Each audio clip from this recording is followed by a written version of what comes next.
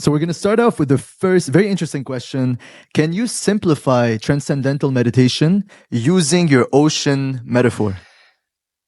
The mind is like an ocean. That's why we use this metaphor. And it's really consciousness, which means awareness. We are aware of things. We see things. Sometimes we have drowsy.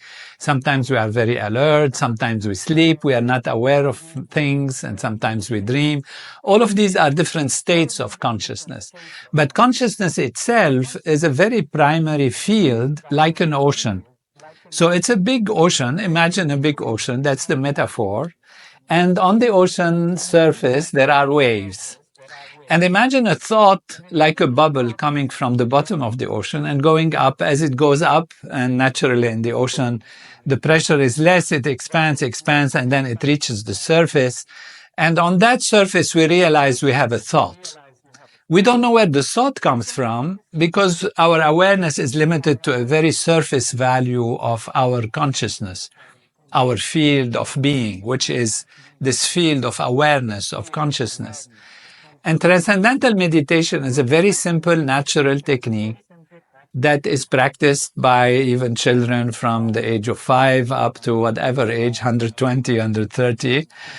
God give everyone longer life. And it's so simple, it's very easy, and it's natural because it uses the tendency of the mind to want always for more, to go more and more and more. So when you are on the surface of that ocean and feeling just the waves and a little bit of bubbles, if you give the mind an inward direction, it really is going to feel more and more fulfilled naturally, without effort, without concentration, without contemplation, without forcing anything. And the mind settles down by itself, guided by its nature, with a little technique that we call transcendental meditation that helps the mind. When it's settling down, it remains awake in an undirected way and goes towards its own self. So imagine you're a wave and you discover you are the entire ocean. And that is what transcending means, going beyond the waves and reaching the depths of oneself. And that's so fulfilling an experience that it happens by itself. And that's why we call it natural and simple. That's beautiful. We're going to jump later on in this podcast on a guided transcendental meditation. First, I do have a question. What's the story leading up to your first glimpse of spiritual awakening? It's always a research. We are all awakening in spirituality by asking ourselves questions about our life, where we are, whether there is something absolute, there is something beyond the material value of living. And that's what spirituality is. It's not necessarily a belief system. It's not necessarily a religion, or it can be an underlying common denominator of religions. And actually, it is really transcending, which means going beyond what we see through our senses and experiencing something that is beyond the physical energy or the physical material, and yet going to that source of awakening, source of happiness, of balance, of peace, which is within us. And that's what I call spirituality. Spirituality is really consciousness expanding to higher and higher values. And my experience was that I live in the relative world, always change, always things are changing. And we study from physics and science that the relative, the physical, the material is a field of constant change. And one asks oneself, is there something that doesn't change? And that we can call the absolute value. And that is my really deep experience with transcendental meditation.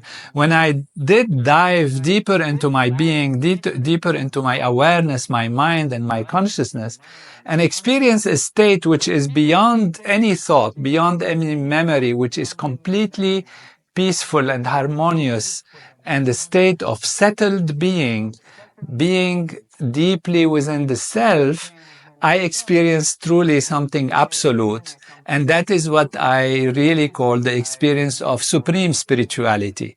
Spirituality can be on many levels, by love, by care, by attention to others and higher values, by helping others. All of these are spiritual aspects because they take us above the limitations of my own individuality, my own belonging, my own things, my own possessions, and gives us a bigger dimension of being something much more. And ultimately, know thyself to be that infinite ocean is supreme spirituality. And it's really very fulfilling on the experience level, but also on the level of giving us dynamism, strength, and energy and ability to act and think in a proper way and be dynamic and creative and contributing to society also when we come out from that field and act on the basis of that inner awakening.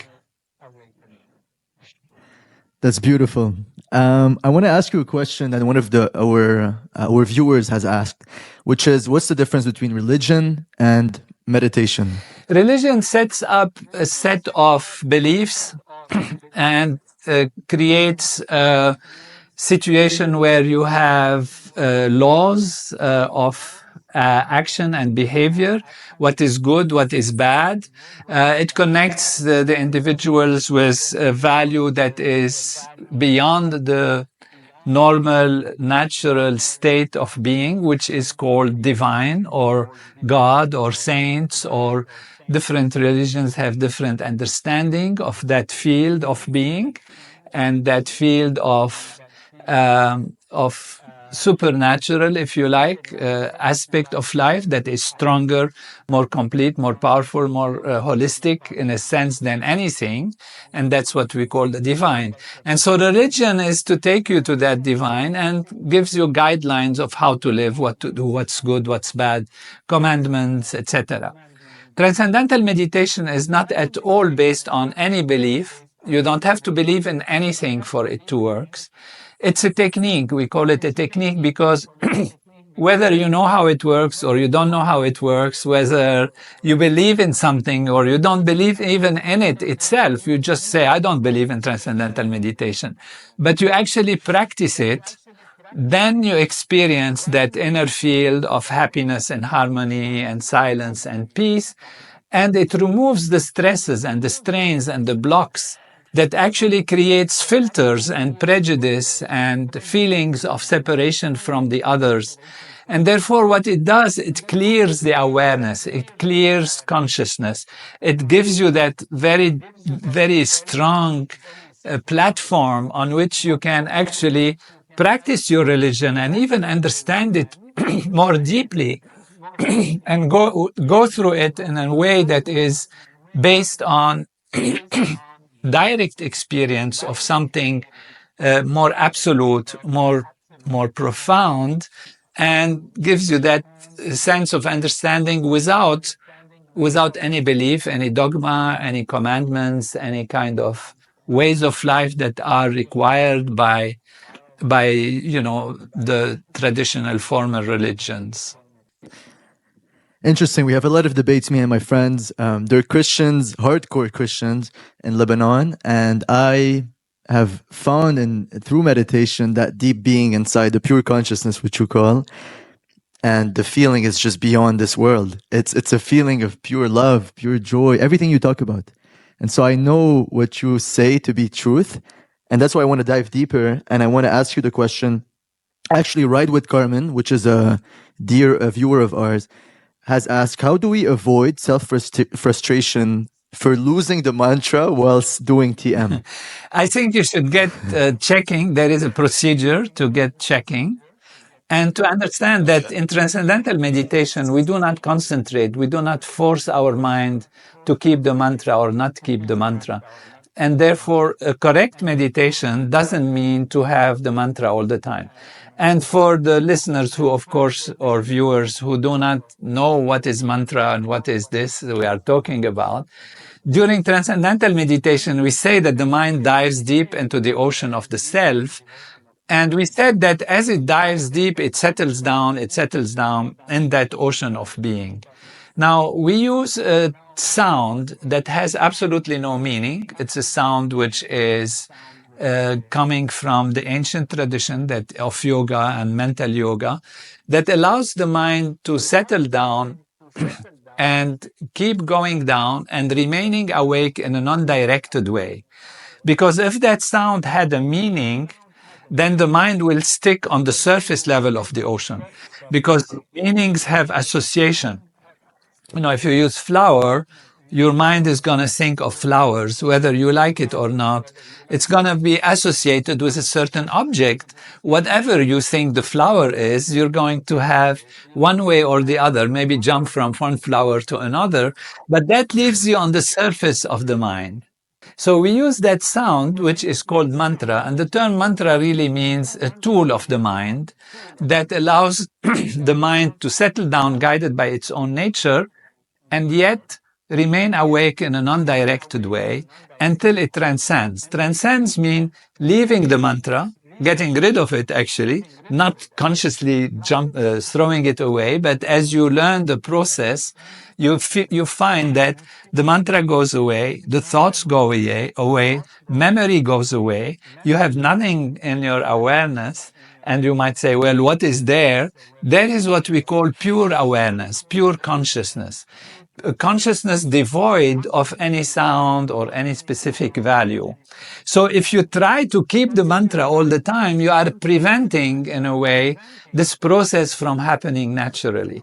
But to do this properly, there is a way to do it, and we have to learn it in a stepwise fashion, so that whatever your experience is, then the teacher gives you directions, and then if you have a different experience, you have some different directions, and that is how you learn it properly from a qualified, certified teacher, and then you can do it properly. It's taught in 4 days maybe, at about 1 hour a day, and we even have an app now that helps the follow-up. It doesn't teach you that. You have to teach from a teacher who chooses the mantra for you and who gives you the technique how to use it, and who follows you up to make sure you are practicing correctly.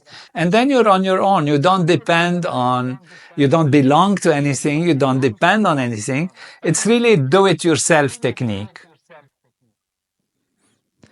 Interesting. So eventually the mantra fades away and you surrender into pure consciousness. So I love this. We have a question by Mike Sedul, who asks how to go deeper in our meditations. There's a question I also have on top of that. It's what are the effective steps? You talked about the process. The effective steps to practice TM and to reach that deep end of our being, the ocean, the depth of the ocean. The steps are very simple. You sit easily in a chair, you close the eyes, and you practice the technique based on the mantra that your teacher has given you and the way to use it. So when you learn Transcendental Meditation, you learn two things.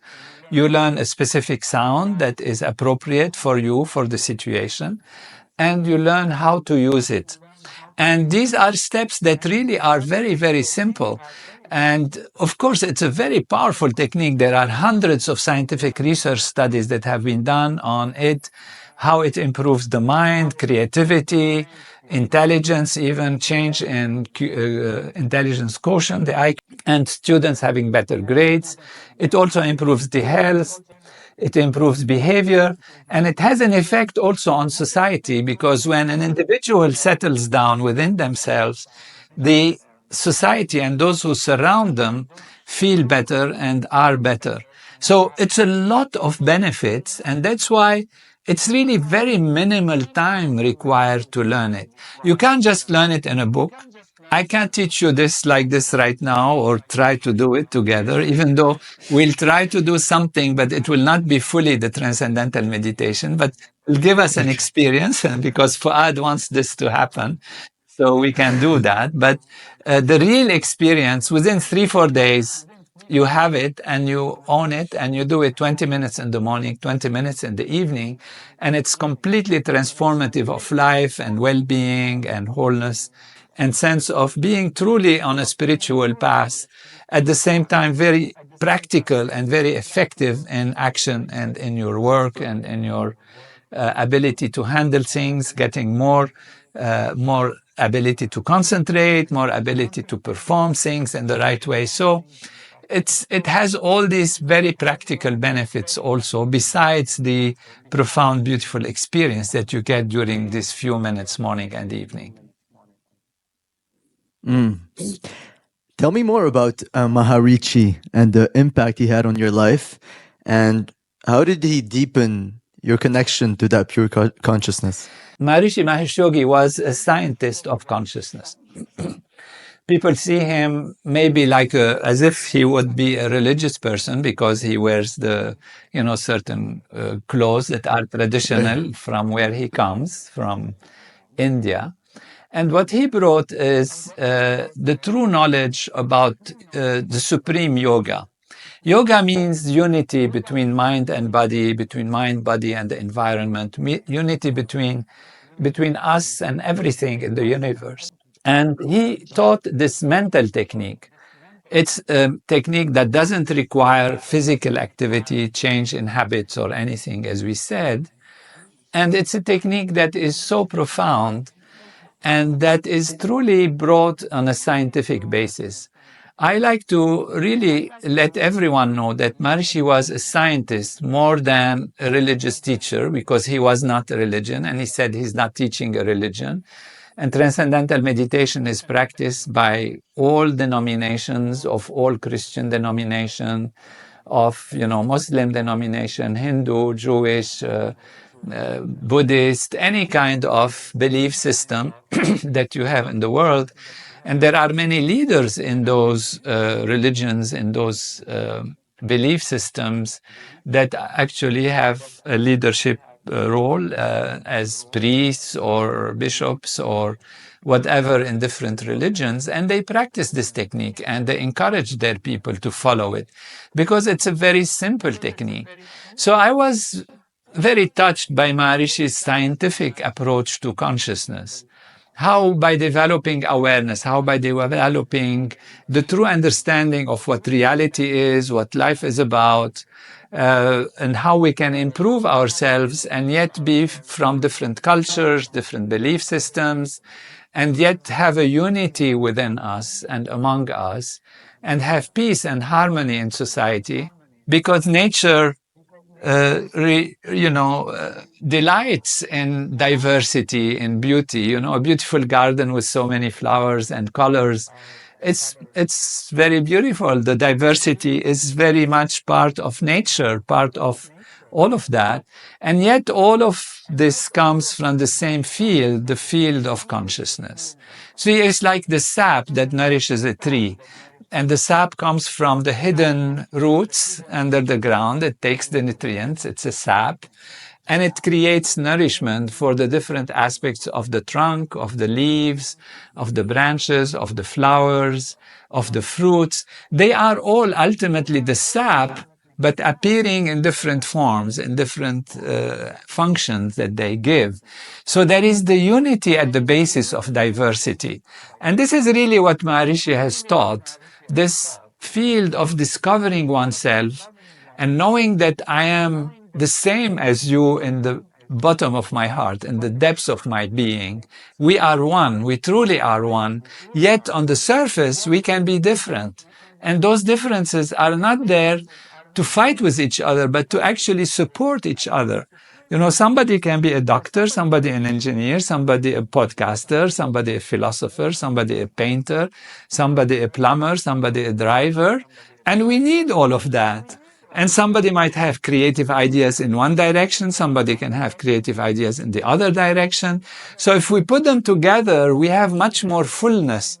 So by sharing and caring and being unified, we can have diversity be enriching all our values in life rather than the source of conflict and problems. And that is what Maharishi has brought. And that's what, going deeper and deeper with him into this knowledge of development of the self and creating peace and harmony in the individual life and in society. That's what really inspired me. And I have it as a direct experience myself rather than as theoretical or intellectual understanding alone. What did his it's an intuitive question that just popped to mind. What did his presence feel like? It was very profound. It's really, sometimes people ask me, what do you feel? How did you feel? What was the experience with Maharishi?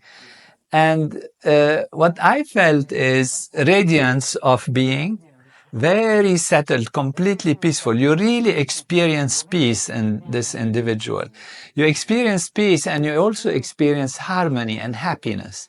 There is a very deep sense of bliss, of really deep happiness on the basis of deep understanding and deep intelligence that he has radiated all the time, which means very sharp, very clear, very purposeful, finding solutions to problems. You know, you might come with two different ideas, either this or that. And it's funnily enough, he'll find the third thing that actually almost satisfies both.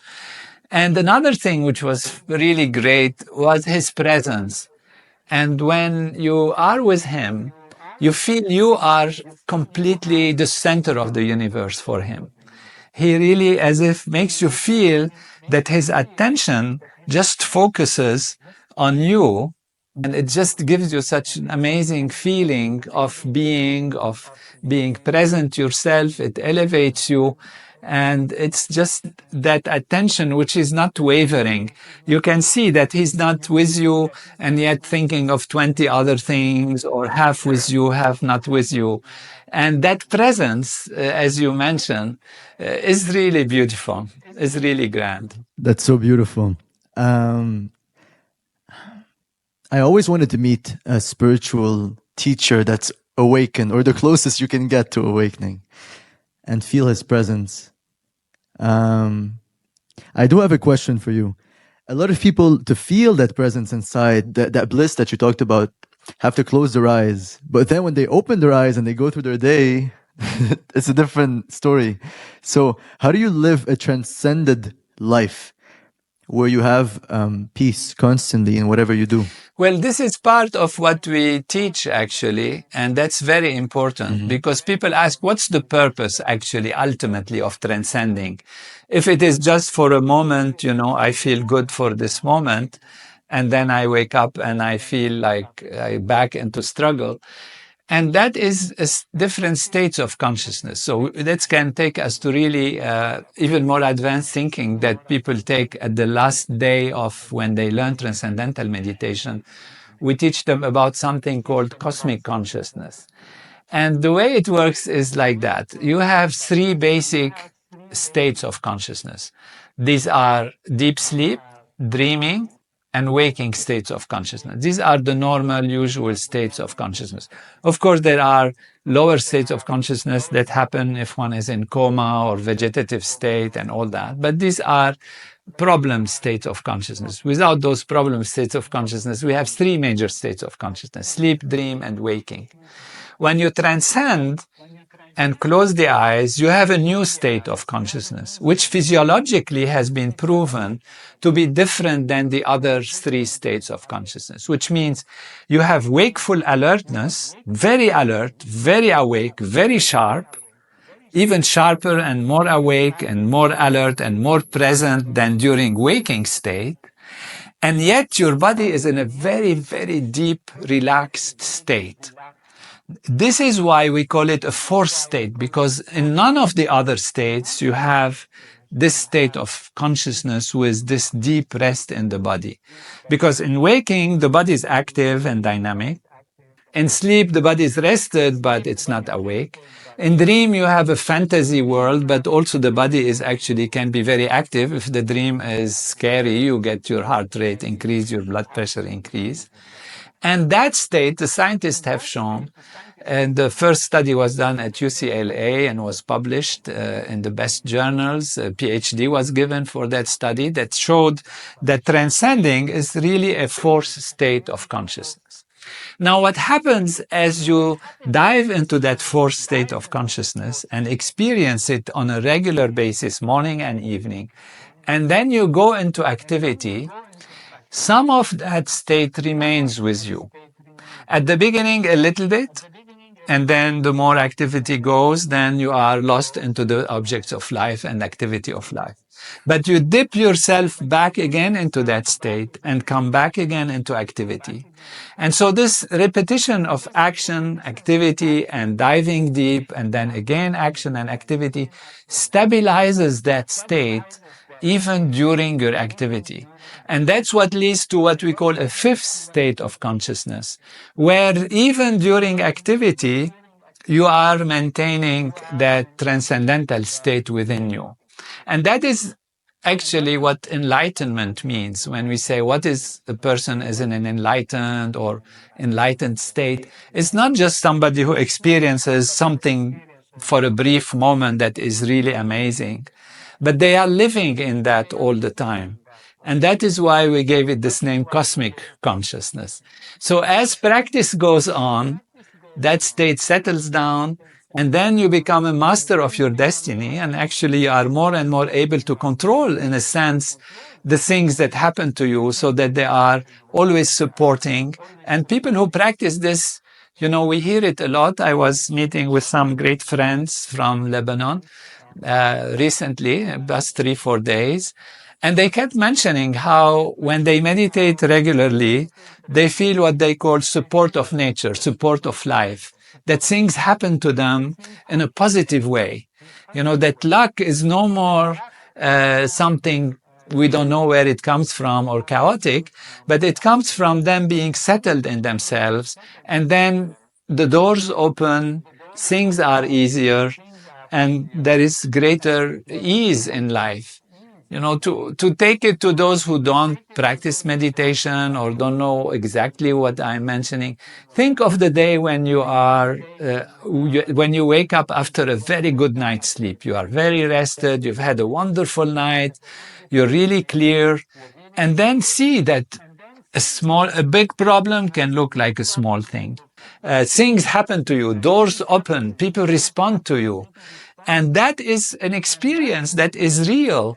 And that is because we are all connected. And the deeper you are in that ocean, the more you're acting from the field of connectedness rather than from the waves fighting each other on the surface. That's such a powerful thing, because especially now, people need to understand that there's more than the waves. And that if you go deeper, there's that connection to everything. And that connection is love. So I want to see from your eyes, what's the feeling you get when you look at other people when you're connected? Well, you see the field, you see consciousness, you see wholeness expressing itself in different ways. In some ways, you know, you can see that wholeness is a wave that is a little bit needing more settlement, and another wave that is sharper, another wave that is softer, another wave that is settled. But everyone is a kind of on the surface level, one wave or the other, whereas inside they are the ocean. And so when you can see the ocean in everyone, you truly love everyone, because you are the ocean and they are the ocean. Some people know it, some people don't know it. They still are the ocean. And if they don't know it, and, you know, they're struggling in life and having difficulties because they are limited in their perception, doesn't mean they have lost their own true reality. So when you are in that understanding and that feeling, you are connected with everyone. And love is connectedness, is what connects people. Ultimate love is truly being unified with everyone. So when you love somebody fully, that means you feel them part of yourself, and even more, you feel them as if it is yourself. You know, when parents love their children, they'd give them the food if there is no food. They'd give them the protection if that is needed. When you love somebody, you want for them everything good. And you can even say, if it's to be divided between them and me, let them have it, because it is part of yourself. That is the unifying value. And when you understand this paradigm of consciousness, and I've written a book about that, it's called Consciousness is All There Is, and the book is coming this summer in August, and we hope that people will read it and understand the true reality of life that explains that ultimately There is a field, and we are expressions of that field, and the field rejoices in the differences. And there is a way, a technology, a practical way to reach that field and know who we are and experience everyone as part of ourselves. And that is true love, not just sentimental love, which is also beautiful on the surface and all that. There are different layers of love, but that is truly ultimate love, in unity, in full unity with the other. Full unity with the other. I saw once a video of. Are you familiar with Ram Dass? Yes, yes. He put a video of the fact that we accept trees, even though they have different shapes, different sizes, different colors, but we struggle to do the same with humans. And so, what's your perspective? Exactly that. on That's that? a good example. It's the same as the example of the ocean with different waves, but they are all the ocean. The same example as the tree having the flowers, the leaves, and yet all of it being the sap.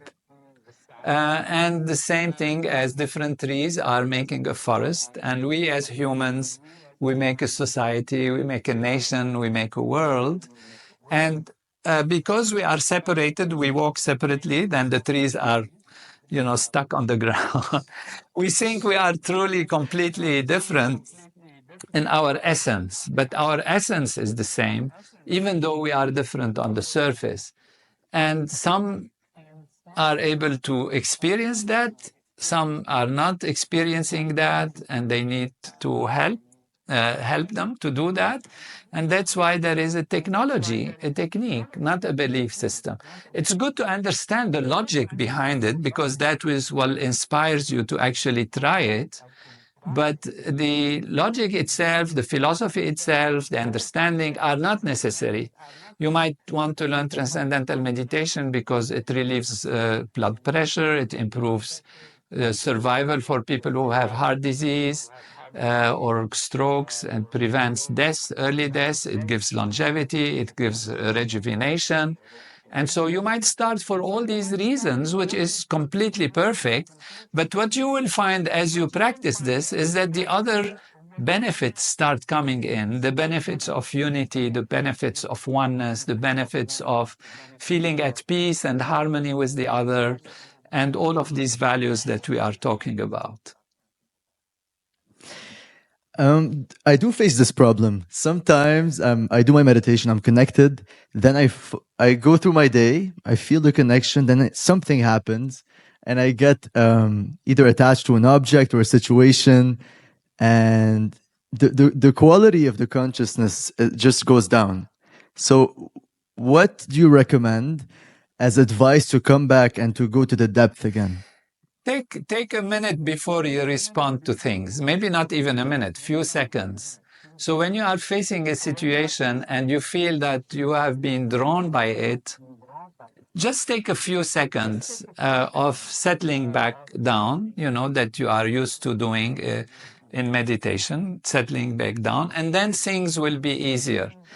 But this shouldn't be a mood-making reality, which means try to kind of feel yourself as if separate from the object and try to make a mood, because this way the mind gets divided. It's neither inward nor outward. So what we say is meditate regularly, and that field of peace and harmony and calmness will keep permeating more and more and more and more as time goes by. And sometimes we suggest to people to go on retreats. We have, weekend retreats or more advanced techniques that are taught that help to strengthen this inner sense of feeling and ability to be a master of one's own destiny, rather than a football of situations and circumstances where it's the things that are outside that kick us around right and left. We become the player rather than the football. And we become the leaders of our life. And there we can have mastery of our destiny, of our life, of what happens to us. It's kind of an existential question, but I'm going to ask it anyways. Do you feel like it's us who's acting, or is it the divine acting through us? Uh, Depends on the state of consciousness. In the state of consciousness where we are isolated as a human being, we make decisions based on how much consciousness we have, how much awareness we have. And how much awareness we have is very simple. It's like, do you see 3, 4 options, or you see 10, 15 options, or you see 100 options? So the broader your awareness, the bigger the number of options you can see under different circumstances. And if you are limited in your awareness and you see only 1 or 2 options, then you are only able to choose from 1 or 2 options, even though your intentions are always good. And everybody's intention usually is for good, but what is their good versus this level of good, this level of good, that level of good, that higher good. So there is lower good, that is higher good and higher good. And what can you see in terms of long-term benefits, in terms of broader inclusiveness, in terms of bigger aspect of potentiality and choice, really depends on your consciousness. And therefore, you will make your decisions often from this limited awareness. Therefore, we make the decisions. We do make the decisions. I believe in freedom, but freedom comes with responsibility. If it was only deterministic, then you put many questions about, if the divine is doing that, why is the divine doing that? Why is the divine taking you in places where you get hurt? Why the divine does this and that? And these are big questions. It's not to diminish the over value of the divine, which is in a sense omniscient, omnipotent, but the divine, if you want to look at it from the divine perspective, even though generally I don't try to go into religious terminology and religious, beliefs, but it's okay to discuss it. Is that there is freedom. That's what we call how we were created. What is the nature of the divine? What kind of different religion describe as the divine? It's not. It's not our discussion. Our discussion is there freedom? And if there is freedom, there is choice. If there is choice, there is responsibility. And that is where we see this happening. Now, if you are in an enlightened state, then actually your decision and your choice is the choice of the divine. We call it the will of God, if you like, from a religious perspective, the desire of the divine, the will of God to act in a certain way that is always evolutionary and progressive. From scientific perspective, instead of calling it the will of God, you can call it the laws of nature. There are laws of life. And therefore, you follow the laws of nature or the will of the divine. The will of the divine. What a beautiful saying. I've been recently surrendering more and more to God and to His will. You could say pure consciousness. This is what I feel inside my heart. I wanted to ask you a question. You were in Harvard, MIT, neuroscientist, everything that has to do with pretty much logic. Why did you decide to name your book Consciousness is All There Is? Actually, it's because it's the ultimate logic that led me there. See, there is a problem in modern philosophy and ancient philosophy, and has been there for a long time. And they call it the mind-body problem. The mind-body problem is there something in us that is spiritual, that is the mind kind of aspect of our thinking, our feeling, our consciousness, that is separate and different from the physical part of our reality? This problem has been mostly highlighted in the philosophical arena, if you like, by Descartes, who said, okay, there are two things. Also this, has been during the Greeks, Aristotle and others that have been debated, Plato and all of that, and going back to ancient knowledge from, for example, Vedas, which are from India, and Buddhism, Confucianism, Taoisms, which are very, very ancient, even predating by many hundreds of years the Greeks and then the modern philosophers. And this question has always been asked. And Descartes says, he put this thing that there are two things. There is the spiritual part, which is consciousness, and there is the physical part, which is the material part of our life. Now, as scientists started to go deeper into that, many scientists believe that consciousness is the product of the physical body. When the body gets complexified and gets to be a nervous system, then you have consciousness. Suddenly consciousness appears. And that kind of was thought to be the prerogative or the good luck of human beings to have that consciousness, which is emerged from the physical body. So that theory is called the emergent theory about consciousness, which means consciousness is an emergent quality, which wasn't there before, but it emerges from the complexification and organization and structuring and orderliness of the nervous system functioning. The debate is still going on. What is primary? Because the dual reality, which means both exist together, has been by far overlooked and thrown away actually by scientists and philosophers. Because everyone believes now there is one reality, and that one reality is leading to all those values. Many scientists believe that matter is primary, and they have logics for that. Some philosophers, some thinkers believe that consciousness is primary, and that there is this kind of field that is a field of consciousness from which actually matter emerges. The problem hasn't been solved because how can matter emerge from something non-material? In the same way as the problem is, how can something non-material, which is consciousness or spirituality, if you like, emerge from something that is material? And so the debate has been going on. I have researched this topic throughout my life, basically, and looked at all philosophers and all possibilities from science, from modern knowledge, ancient knowledge. And I have come to the conclusion that actually consciousness is primary.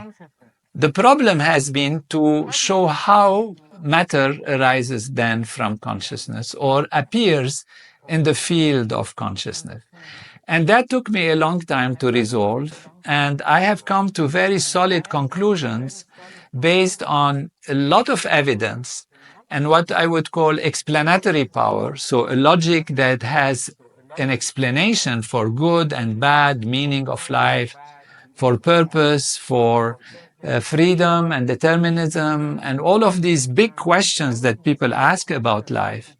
And I felt my responsibility, having come to this conclusion, is to share this knowledge with the scientists and the philosophy world and the people overall in the world, and give a new perception about what reality is, where we come from, where we go, what was there before it, what is there after it, and answer these very fundamental, existential, and philosophical questions. And that's why I wrote the book.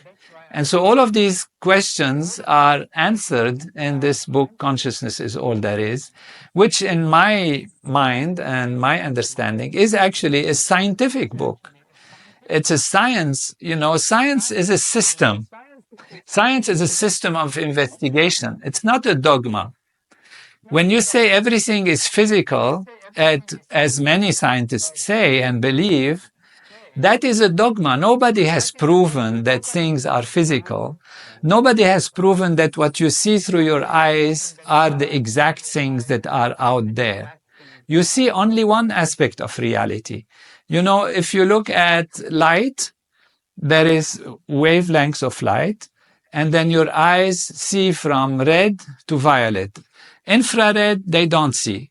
Ultraviolet, they don't see. Even though these are the same range of frequencies, it's not like something suddenly happens and it's a new frequency. It's just that our system cannot see more than violet light. And if you have higher frequency, ultraviolet light, you don't see it.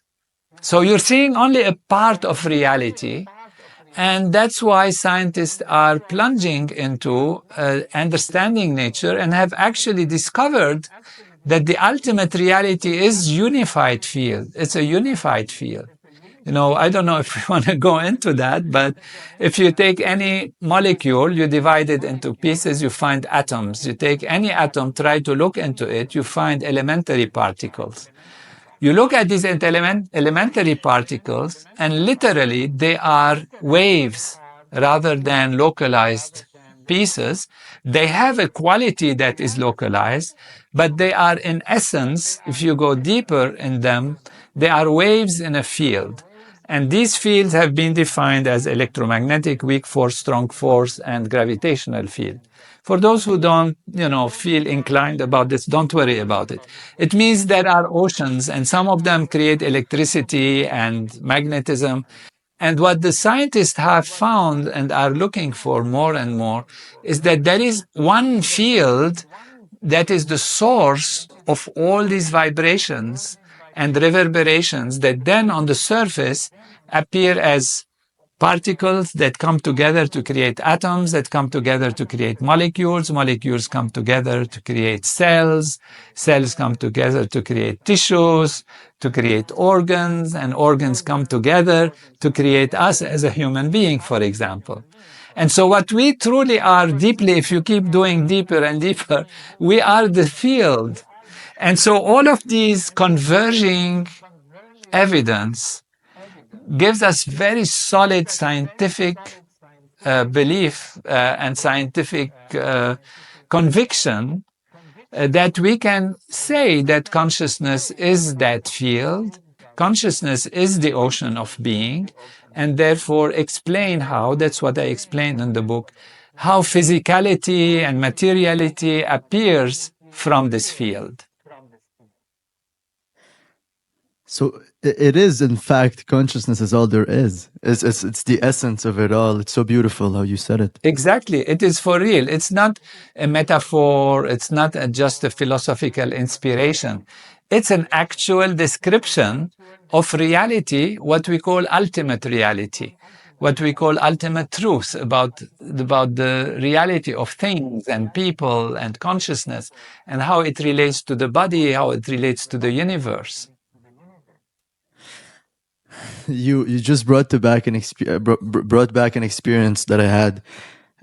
I woke up one day and I was deeply, deeply anxious and had millions of thoughts in my mind. And I went up to study. That was in London. And I saw a tree. And I said, let me meditate for a bit, relax, come back to the center. And during that meditation, the voice inside the mind just shuts down. And I feel the pure consciousness you're talking about. And it feels like it's like you're reborn. It's like a feeling. It's the most beautiful feeling ever. And then I opened my eyes, and I couldn't control my smile. I was just smiling, and looking at strangers with love, pure love, and the trees, the birds, everything felt new. And at that moment, it was the most awe moment. I saw an orange bird. He jumps in front of me, and he jumps on my knee and looks at me like this. And I looked, what's happening? So I can really, from experience, I can say this is extremely powerful what you're saying, and I know the truth, the ultimate truth of what you're saying. So yeah, it's beautiful. It's a joy to hear that. And now you are spreading that through your, podcasts and whatever social media you use, spreading that experience because it is for real. After all, we live our lives through our consciousness. And what you have had is an experience in consciousness. And this has been in the past moments of awakening that has happened to many people who went on and became saints in different religions and different belief systems and all that. Think of Saint Augustine, who was a non-believer. He believed in some pagan things. His mother was a big believer. And he was walking one day like that. And he had a similar experience than yourself. And he had it again, sometime again. And that changed his life. He says, there is something more. I mean, if you can have this experience and live that, then what is the purpose of everything else? What's the purpose of money? What's the purpose of power? What's the purpose if you don't live that experience? And so he devoted himself to religious belief and religious activity and spiritual undertaking, and he became one of the great teachers of the church and one of the great leaders in thought and in experience. And so this is very beautiful. And, this is like an experience of St. Augustine that you had. It's beautiful. It's so beautiful because once you touch it, like you said, you touch the pure consciousness. There's a quote by Rumi that I love. It says, it's a quote that basically says, by knowing you, all my other desires fade away. By knowing the pure consciousness, all other desires, they fade. So what's your experience with that? Absolutely true. It's like you become one with that, and your desires become its desires. And that brings us to your question, which I think you are leading to in a profound way. That is when you say, it's God then acting through me. It's when you surrender, as you said, and surrendering, to the self, surrendering to the supreme being, to, in different religions, find the kingdom of heaven, which is within you. Where is the kingdom of heaven? Don't look outside. Even in the Quran, it says, I am closer to you than your jugular vein. So why are you looking for God outside only? I mean, but if he's closer to you than your jugular vein, he's closer to everyone than their jugular vein. So he is all permeating. He is transcendental, transcendental, pure, supreme. And that's fine, of course. That's the supreme consciousness, the supreme being. But it is all within us, and when we find it within us and know it to be within everything, then we have all these great feelings and benefits and love and spontaneous, in a spontaneous way, not on a contrived intellectual way, feel one with the other. That's beautiful. Just before we finish this, because I promised everyone here, can we go through a guided transcendental meditation? We cannot go through a guided transcendental meditation because transcendental meditation is a do-it-yourself technique for yourself. Okay. And we guide by, once you learn it, you are able to practice it, and the teachers can guide you, take you through the steps to make sure you're doing correctly. Now, what we can do, if you like, for a few seconds, is just relax a little bit, but don't think it's transcendental meditation. Yet it can be very profound because there are different levels of yoga.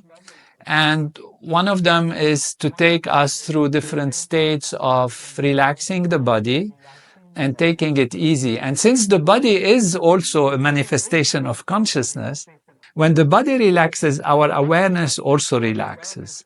See, if you are tense, for example, and you make a fist and you find yourself sitting like this on a fistful level, your mind has that. So you will notice that if you relieve the tension, you relieve the fist, then even some relaxation happens, and that influences the mind. So we can go through a guided relaxation, if you like, systematic, so that we can do something together, because you promised and we cannot prevent the promise. But transcendental meditations creates this relaxation and makes it happen in a natural way. We're not going to do it in the way transcendental meditation does it. So don't confuse this with transcendental meditation. This is very important. Yet we can enjoy a few minutes together. And we will start by sitting comfortably. So please, those who are driving while listening, or who are operating a machine or doing something else, don't do it, except if you can stop and be in a safe place and sit comfortably. So the first thing we do is sitting comfortably in a chair or on the floor, whichever way you like, whatever you on the bed, whatever, but sitting straight and comfortable. And then we will start taking some breaths, some deep breaths. in and out. And as the breath settles down and we settles down, we will be closing the eyes, and I will guide you through just these few steps of getting your muscles relaxed, and you will feel much, much deeper. And stay with my voice. You might be in some places where there are noises, etc. Don't worry about the noise. Don't try to push them away. Don't try to struggle with them. Just stay with me and follow the simple, simple steps that we will be doing. So I'm assuming now everyone is settled and sitting somewhere comfortably and is able to close the eyes, is not operating anything, and is not worried about anything. And what we'll do is take a deep breath from the nose, inspiration through the nose. And when you feel the lungs have filled, expiration is going through the mouth.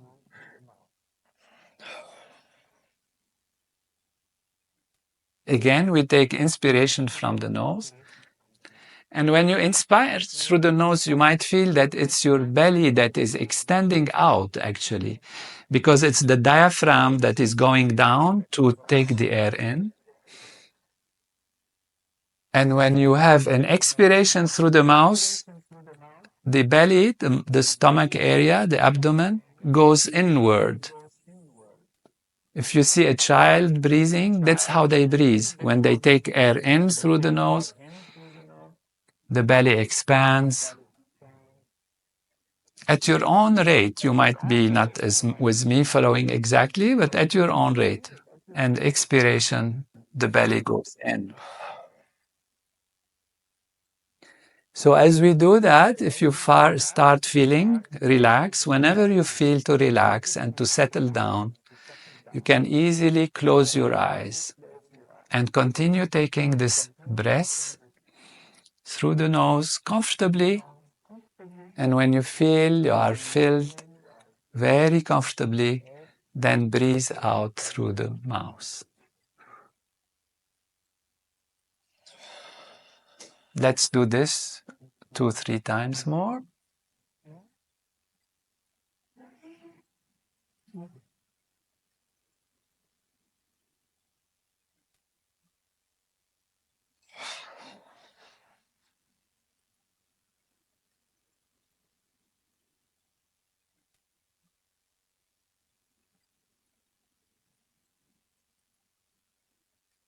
Now, as you continue breathing and at the same time settling down, take your attention to your hands.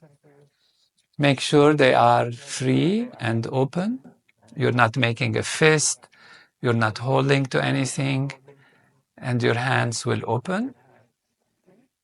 Just relaxed and feel your fingers, your hands relaxed. And continue to take a breath through the nose and let it out through the mouth.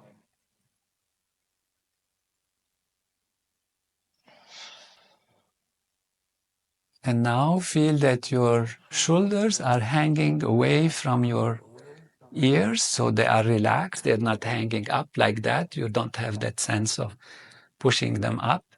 They are going down. Don't have to press them down.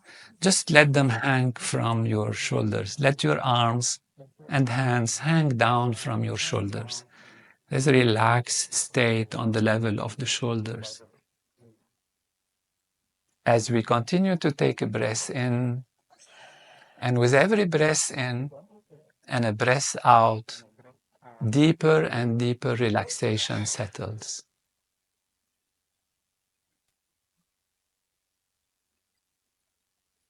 And now we take our attention gently to our forehead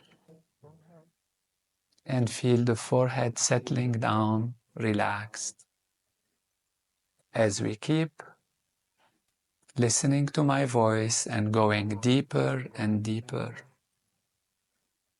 greater and greater relaxation of the whole body.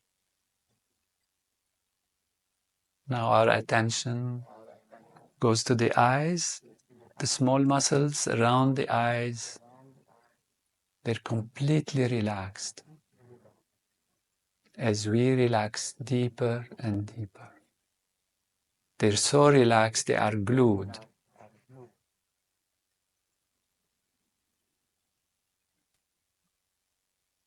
You keep breathing in and out, and with every exhalation, every breath out, you feel your shoulders relaxed, your arms, your hands, your eyes are glued, such a way that even if you want to open them, you feel they are glued, they don't want to open. So even if you try, they won't open.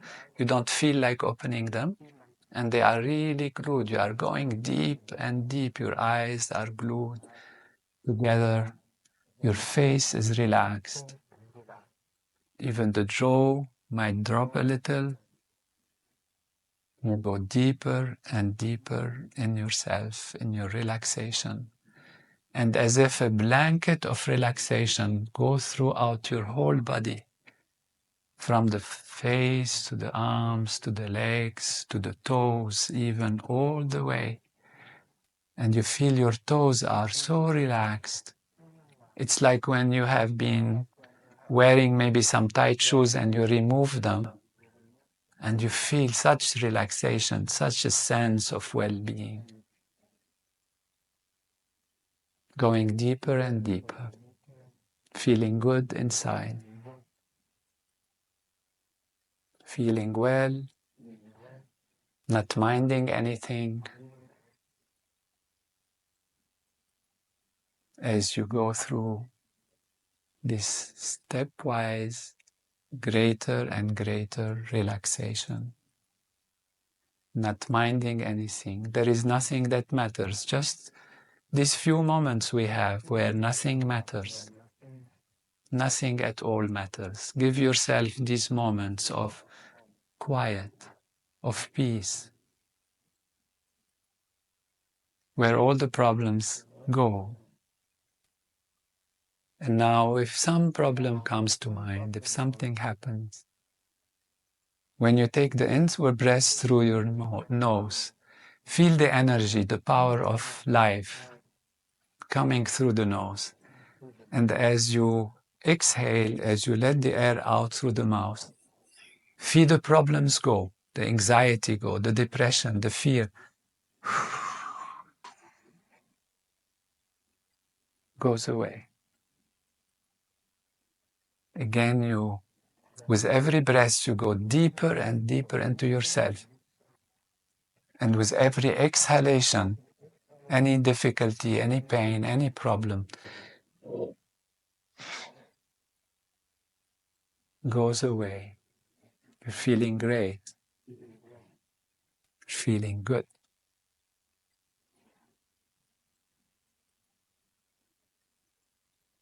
And take a few moments to have that experience, to feel good and well, to feel in a safe place, to feel in a place of harmony. It's in yourself, all relaxed, more and more relaxed.